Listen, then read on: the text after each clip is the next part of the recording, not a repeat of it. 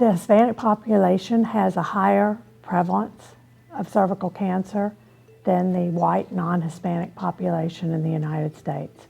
We're not exactly sure why. Most people feel that this is due to difficulty with access and that they don't get Pap smears as frequently. So that is the beginning of the problem, is just the knowledge that they need to go in for a Pap smear.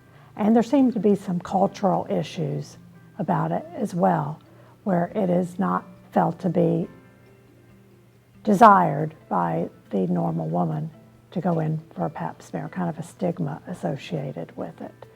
So without that type of early screening, and the vaccination rates there are low as well, they are just at very high risk of HPV-associated cancers. We have done quite a bit of work with this population with regards to the HPV vaccination, and the most alarming fact we found were that 50% had never even heard of the vaccine.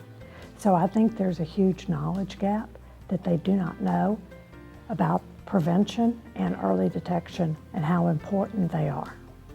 The first thing that we did when we thought about making a change in these patients in Southeast Texas was that we measured their HPV vaccination rates, because if you look at the data that are available, they're really focused on the large cities. So we didn't even know what the rates were in the Galveston, Golden Triangle region, and the Rio Grande Valley. We found out that the HPV vaccination rates were much lower in these areas than they were, for example, in the big cities like in Houston. So we knew that they needed some sort of intervention, but once they got to be 18 years of age, they were no longer eligible for vaccines for children.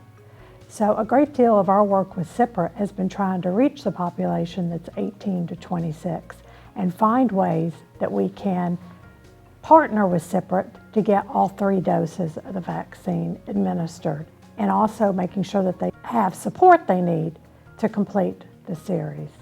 So for example, we found out that if we gave the vaccine on the postpartum unit, our patients who might not qualify for Medicaid in a normal basis do qualify for it when they're pregnant and up to 8 weeks postpartum. So we could get 2 doses of the vaccine paid for by Medicaid, and only the final dose had to be paid for by CPRIT. But just learning that really was the result of CPRIT funding being available, or we would never have gone after that population because we would have assumed that there was no way to pay for their vaccines. So just having that ability to partner was critical. We have data now that if we can get enough people vaccinated against HPV, if we can get enough people screened and treated, it looks like we can make a dramatic impact on the number of these cancers that Texans face. So I think in the long run, it pays for itself many times over, and the emotional impact, psychological impact on the patient is also tremendous.